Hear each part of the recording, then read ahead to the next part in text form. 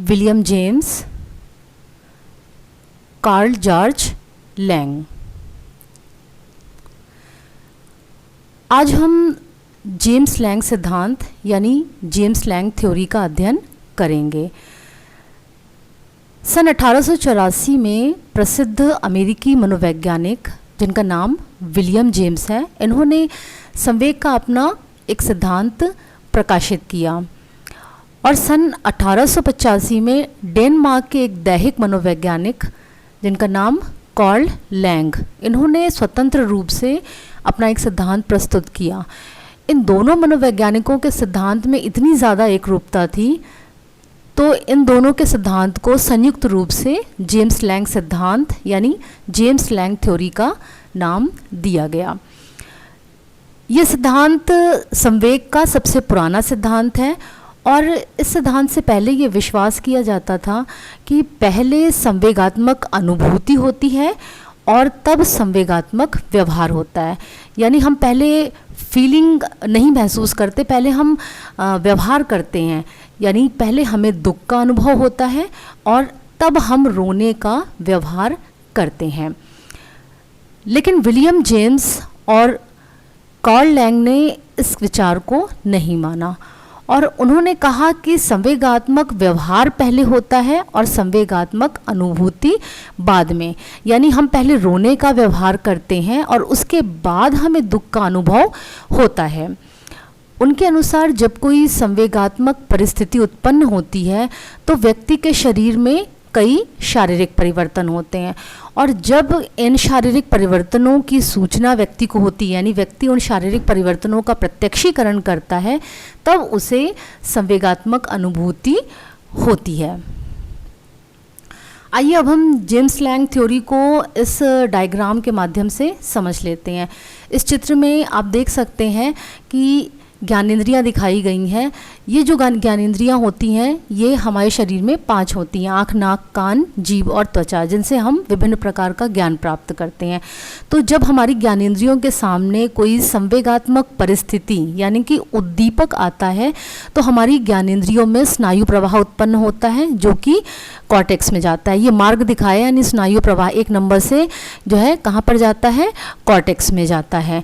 तब व्यक्ति को संवेगात्मक परिस्थिति यानी जिसके कारण संवेग उत्पन्न होगा उसकी जानकारी होती है।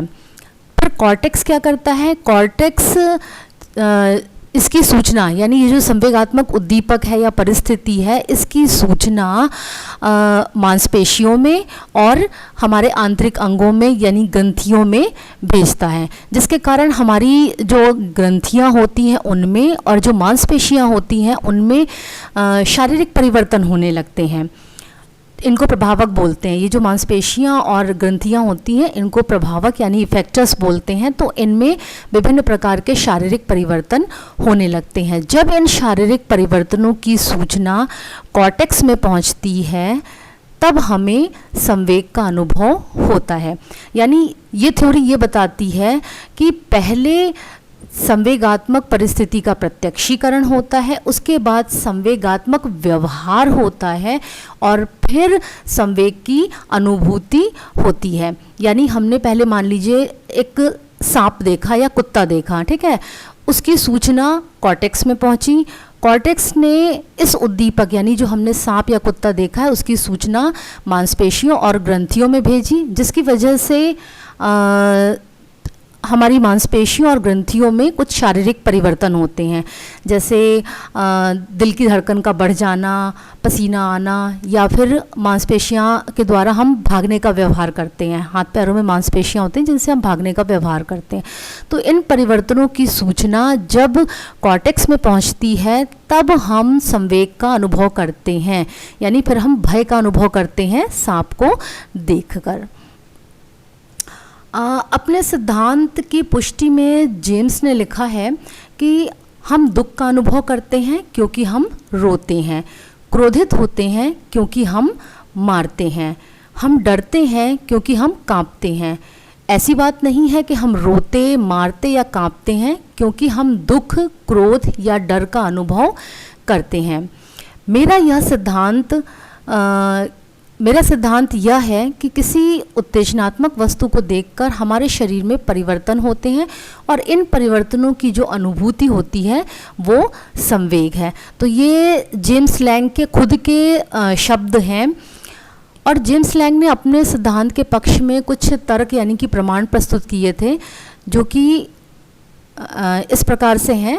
पहला प्रमाण ये दिया था उन्होंने कि यदि संवेगात्मक व्यवहार ना हो तो संवेगात्मक अनुभूति भी नहीं होगी। इसका मतलब है कि अगर हमारे जो विभिन्न अंग हैं उनमें व्यवहार ना हो, विभिन्न प्रकार की क्रियाएं ना हो, तो हम संवेग का अनुभव नहीं करेंगे। जैसे भालू को अगर हम जंगल में देखते हैं तो हमें भय का अनुभव होता है, लेकिन अगर उसी भालू को हम सर्कस में देखते हैं तो हमें भय नहीं अनुभव होता।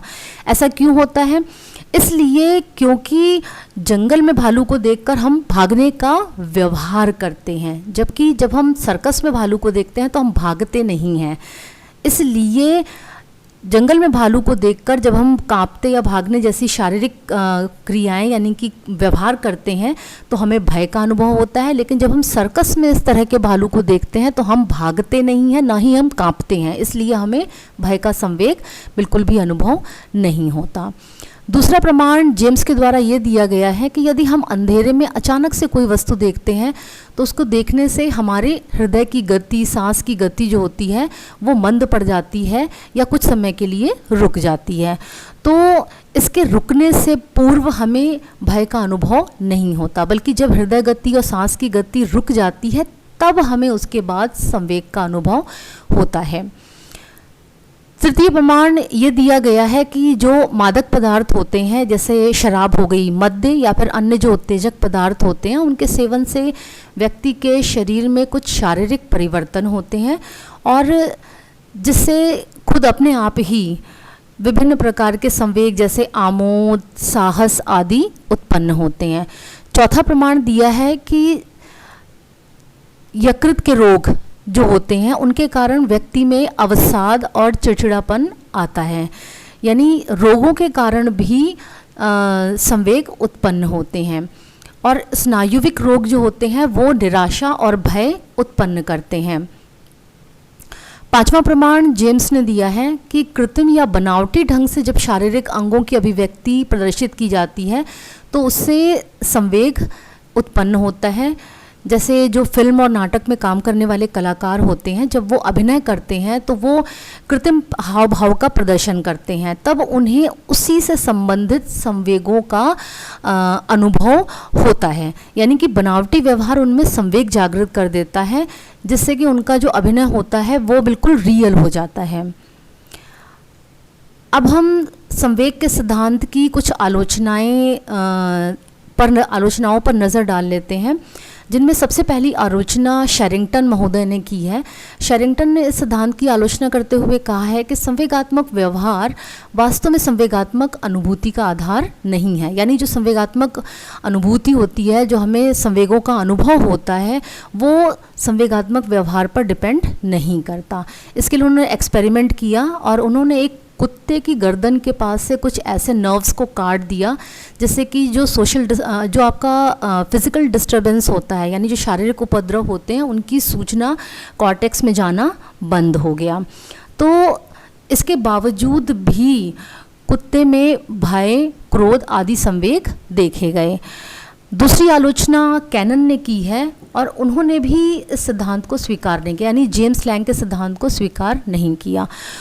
उन्होंने बिल्ली पर एक एक्सपेरिमेंट किया और इस एक्सपेरिमेंट के द्वारा उन्होंने ये सिद्ध किया कि संवेगात्मक अनुभव, यानी कि संवेगों का जो अनुभव होता है, उसके लिए संवेगात्मक व्यवहार का ज्ञान होना ज़रूरी नहीं है। इसके लिए उन्होंने बिल्ली का जो सिंपैथेटिक नर्व थी उसको काट दिया, जिसके कारण जो भी उसके शरीर में परिवर्तन हो रहे थे उनकी सूचना बिल्ली को होना पॉसिबल नहीं हो पा रहा था। अगर जेम्स लैंग की थ्योरी सही होती तो उसके अनुसार बिल्ली को किसी भी प्रकार के संवेग का अनुभव नहीं होना चाहिए था, लेकिन बिल्ली में पहले की तरह ही संवेग देखे गए। डॉक्टर डाना के अध्ययन से भी ये सिद्धांत गलत सिद्ध होता है, यानी जेम्स लैंग का सिद्धांत गलत सिद्ध होता है।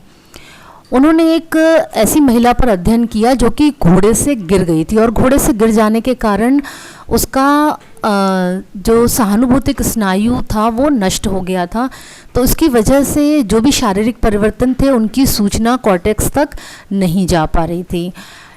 जेम्स लैंग थ्योरी के अनुसार उस जो महिला थी, उस महिला को किसी भी तरह के संवेगों का अनुभव नहीं होना चाहिए था, क्योंकि उसे किसी भी तरह के शारीरिक परिवर्तन की सूचना नहीं मिल पा रही थी, लेकिन फिर भी उसे सभी प्रकार के संवेगों का अनुभव हो रहा था। शेस्टर ने अपने एक्सपेरिमेंट में जिस सब्जेक्ट को लिया, उस सब्जेक्ट यानी प्रयोज्य को एड्रेनिन का इंजेक्शन दिया और एड्रेनिन के इंजेक्शन की वजह से उस प्रयोज्य में शारीरिक परिवर्तन उत्पन्न हुए, लेकिन प्रयोज्य को किसी भी संवेग का अनुभव नहीं हुआ।